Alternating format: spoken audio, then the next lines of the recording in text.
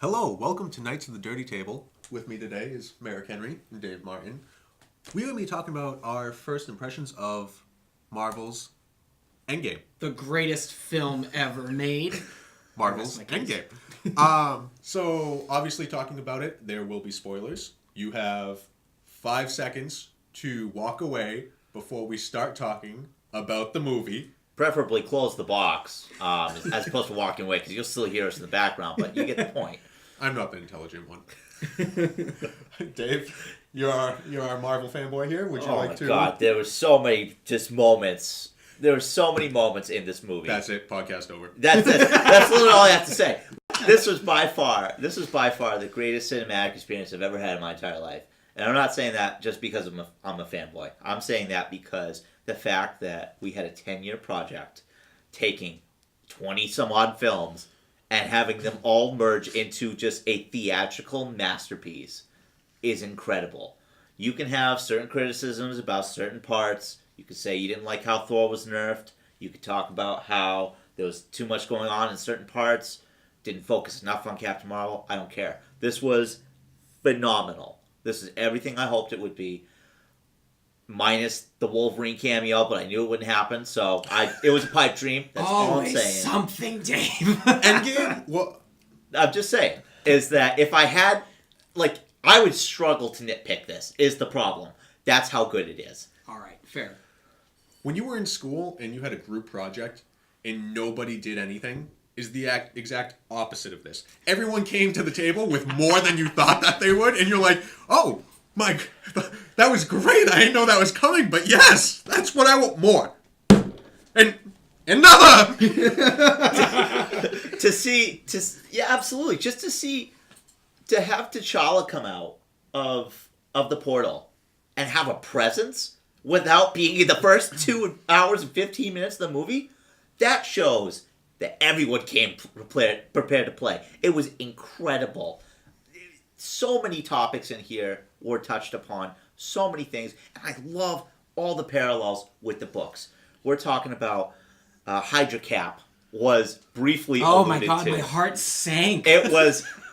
Honestly, I love that they did that because that moment was so striking. That was more conflicting for people than when Cap was shot. Okay? Yes. It was bigger than that. And to see them just touch on it, just a little bit, was great. To see them do almost outtakes from the other movies. Seeing Loki make fun of Cap was priceless. I loved it. But we already saw that. We did in Thor. The Dark World. The Dark World. That was a reference to that entirely. Oh, I know. Which was the... No, I'm sorry. Which was my favorite part, were all of these references to the previous movies. Not the, the time heist and we're going to, this movie, but like the Spider-Man with the kill order or whatever it was from Homecoming, where he's like, who would ever want this? That's where you were There was something from every single film. This... I consider it the greatest film ever made, and mind you, before that, the Avengers 1 was the greatest film ever made, in my opinion, before Infinity War came out. But for a long time, Avengers 1 was my favorite film, period. Not Titanic? Down with the ship! Captain Marvel went through that one, too. It wasn't an iceberg. It was really her. She couldn't stand it. It was so pretentious. They actually recently came out and said Titanic isn't part of the main timeline.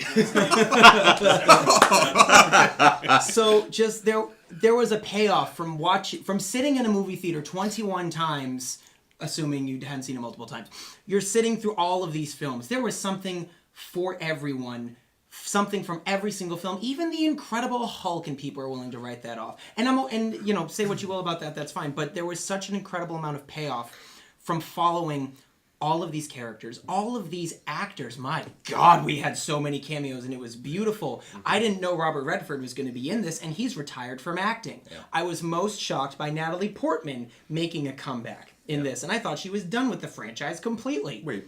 She was briefly in it when they went back to get the the Aether. Aether. Yeah. I mean, it could have been archived footage, but I don't think so if they were willing to give her credit on the screen. So it looked new enough, and I wouldn't be surprised if there's more scenes that she shot. But it was just as an actor, as an artist, musician, me personally, it's an actor's paradise. Just all these different the highlights people, of all these different people coming together and just being a part of this magnificent event. And that's why Endgame is, in my view, that's why Endgame is so phenomenal, because you had the payoff of watching all of these films. You get a complete ending to this universe. No post-credits, no extra tag-ons for future movies like Age of Ultron. This was the ending of the story, and it was so satisfying. no hints for the future might be a better way to say that. Fair just, enough. Just one final callback. Fair. Well, I was going to say, I think this is... I love the fact that they alluded to Iron Man 4 without alluding to Iron Man 4. I think that's fantastic. Well, Go ahead, Brandon. how do you think they reference Iron Man 4? Because we talked about this briefly, and we have a different idea of what At that the was. very end, the iron clanging, that's Tony Stark. You have to remember, Tony has actually died in the MCU before. Everybody's died in the No, universe. no, no. It's a comic book. No. What I'm saying is, Tony has actually died in the MCU before and actually lived on through his armor. Yeah. I know what you're talking His about. his sentience or his consciousness was downloaded into the armor. So to hear the clanging, one, brings us back to the first film of being in the cave. Obviously, yeah. Second, it sets up for Iron Man 4. See, I didn't think that's what that was. You think there's going to be an Iron Man 4? Robert Downey Jr.'s already admitted to it. Say that again? Robert Downey Jr. already admitted to Iron Man 4. Okay, What? but did he say he's in Iron Man 4? That's like saying Superman was in... Shazam. Superman's in Shazam. Spoilers. Yeah, sorry guys. How do you say his name? Henry Cavill? Henry Cavill, yeah. Henry Cavill is not in No. Shazam, but Superman is. Yes. I think this is going to be I think he's going to come back for sure because, one, he said it. I forget where he was, but he did allude that there was an Iron Man 4 and he let it slip. And they were like, dude, you can't talk about that because that's after all the other movies we're doing. Now, granted, this was years ago when he said it. This was not immediately Endgame realm. This was years ago. Okay. Like what? Civil War are we talking about? Or like Iron... Roughly. Yes. Okay. So, I wouldn't be surprised that it's there because remember, they were planning this whole Thanos thing from the beginning. Yeah, but I don't think they would have known and written in, all this time that RDJ, you are the one that has to sacrifice yourself. I think based on the contracts, I don't think he would, not that he wouldn't want to come back per se, but I don't think he's going to come back in nearly as big of a level. I don't think he'd come back for an Iron Man 4 is my point. Well, you may not. I think it's going to be his daughter that is Iron Man 4. Okay, no, that's fair. Or Pepper, or... No, Gwyneth Paltrow's No, done. she's... Her contract I would is agree, done. yeah. Done? I Okay, think she said okay. this is her last major appearance, I which is fine. Yeah, exactly. I thought she was a great character for the role. Or it could be, what was his name? The kid from Iron Man 3. Oh, yeah, Harley. Harley. Right? I think I have it Which right. would That be sounds right. which would be a reason to put him at the funeral. And then people are going to know who it is at the end of Endgame. Well, honestly. I thought it was great that he was there. That was another callback moment that I loved. Because I pulled it right off the top just because, not even because, I'm this great fan who pays notice. It's like, who else could this be, realistically? That's what I thought, yeah. I was watching the funeral scene and I'm like, okay, no, I have no idea who that is. I have to go home and look it up. He looks nothing like he did in... No, because he grew so much. It's And been his hair almost a color is decade, so guys. different. Yeah. Yeah. But, I'm sorry, sidetracked. I think, and I could totally be wrong, I've only seen Endgame once. How dare you? Seriously, you I'm haven't seen it sorry, I twice yet? failed. God. It's only 3 hours, Brandon. Who has 3 hours? How many clangs were there at the end? That's a great question. I want to say 'Cause 7 I total. 7. Wow, that was I higher guess than- 4. I didn't know how many clanks were. I thought there were 5. I could absolutely be wrong about that. I thought they were tributes for characters that we wouldn't see again. Oh. Like a toll. That's possible. But remember, I wouldn't necessarily go with that because remember, Black Widow's dead. However, we're going to have a Black Widow movie. I heard it was a... Good. I know that things have been talked about after the premiere with that Black Widow thing. I'm not going to believe anything until I see Kevin Feige actually sit down in front of a screen like he did 5 years ago and present films. I know he's not going to present the entire Phase 4, which is fine. I understand that kind of backfired the last time they did it with the last phase. I'm not believing a Black Widow film until I actually see the official title logo Black Widow. So I personally wouldn't count on a Black Widow film just yet. I'm buying into it simply for the fact that Scarlett Johansson is not a old actress. No. She still has life in her in the universe. What other way are you going to accept an out of the universe? Do you know what I mean? To say, okay, I won't be in any future releases, because I had heard that Black Widow would be a prequel. Which could be it. I know Scarlett Johansson's blown up into the stratosphere kind of really since Avengers, and obviously she's done films before then, but Yeah, really like Iron now, Man 2. Oh my I God. mean, she's done Lucy, she's done Ghost in the Shell, and Right. obviously you can take those as you will, and she's done other films since. But she is a household name. Now, yes, she doesn't necessarily need a superhero film anymore, as compared to other actors and actresses who can still reap the benefits of that, like Tom Holland, or like Brie Larson, even though she has an Oscar win, like there are other... Yeah, but actors I'm and going to actresses say that can this. benefit. It's not necessarily what they have to gain as much as what we have to gain as an audience. Keep that in mind, too, because it's something where I'm going to look at Edward Norton. He didn't want to be a part of this franchise anymore after the first movie, and I think that's going to be a huge mistake for him. It is. Because, because just look at this. Like, Mark Ruffalo is a perfect Bruce Banner and Hulk, just like Edward Norton was a perfect Bruce Banner and Hulk. The problem is, Edward Norton gave up. Or whatever. I don't know his decisions. Mark Ruffalo was Kevin Feige's original choice, but Universal said no. So they eventually got their guy, Yeah. but it ultimately worked out for everyone. But I agree, Mark Ruffalo... I think it was agreeing with your point. I think Mark Ruffalo is definitely the better choice in terms of actors. Exactly, and I think that's something where we're going to see that as it's a defining thing. I mean, and I still claim it to this day. Marvel's made its bread and butter with these movies by, in my opinion, their villain casting more than their hero casting, because those are the ones who change every movie. Yeah, depends on the project, but yeah. Exactly, those are the people where you got to get somebody who's experienced to play a villain the right way. Looking at people who, through multiple arcs of their careers, have played heroes, like Michael Keaton, like Robert Redford, play these villains who play them so well. Never mind Absolutely. just play them. Was incredible, and because Chris Evans is a great Cap, okay, Scarlett Johansson is a great Black Widow, but we take that for granted now because basically, you could have had an Edward Norton effect, where you get somebody who might not work for whatever reason, you find somebody else, and then it works. You can't do that with villains, because they really only got one movie, for the most part, not including Thanos and minor Thanos Dominions.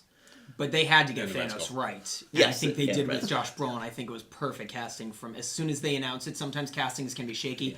Yeah. Me personally, from moment one, I was all in on Josh Brolin being Thanos, and I think he's delivered in both movies by technically playing two different characters. I think Cable was great for that choice. I think he was The fantastic. time travel element was just... Too real. I think it's great. He's just the villain casting is what really did it for me, because remember, we've seen great heroes in other movies before that are not part of the MCU. For instance, Michael Keaton was a phenomenal Batman. But I remember his performance secondary to Jack Nicholson. Just like I remember Heath Ledger primarily over Christian Bale by all means. He's got the statue to prove it. Exactly. You look at the villains. But that's simply because Batman has the best villains, Dave. No, it's not. It has to do more with the fact that to be a villain, you really have to buy in. Anybody can be a hero. You really have to buy That is into the point of wanting. comic books. Yes. No, I'm talking about for the movie. I'm Jeez. sorry. I didn't, Continue. I didn't know Captain Obvious was part of the MCU now. I misunderstood. No, the big thing for me is that it takes something special to be a villain, to be a recurring villain, and to want to do it right. You have to believe that you're the hero of your own story. Exactly. That's what's convincing. I mean, you're not going to find a better example of that than Michael B. Jordan in Black Panther. Oh, yeah. He's probably the best case, and Thanos arguably too, believing that they are the heroes of their own story. Yeah. Mostly Infinity War, not Endgame. Yeah, Obviously, okay. he was an asshole in Endgame. Big Yeah. deal. But yeah, okay. Well, that, and you know what? I think when you look at a character like Magneto, I will say, I've made this point before in other conversations, I'll make it now. The successes and failures of the X-Men franchise paved the way for the success of the MCU. Yes. In so many ways. Well, Because Kevin Feige was involved in that first film, and everything he learned from the X-Men set. Oh, Yeah. no shit. Oh, he's been in Marvel from like day one. Yeah, So he's- yeah, absolutely. To your point, X-Men Whoa, set up for day one though? Like, was he part of the Blade trilogy?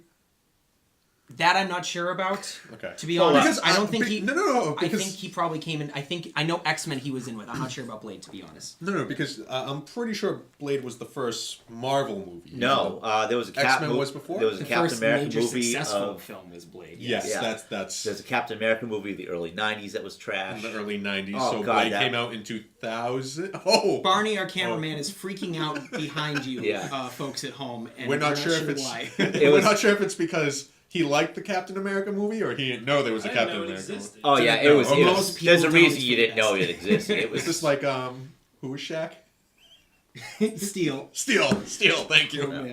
Oh, man. But yeah, no, it's one of those things where the casting of it has been great. They got the heroes right, but to me, that's the easier part. It's harder to get the villains right, and to see those villains be done right, and then to see here the heroes really show how right they were done in a moment where everybody had to share the stage. And you know what? There was nobody, I thought, who hogged the stage in this movie.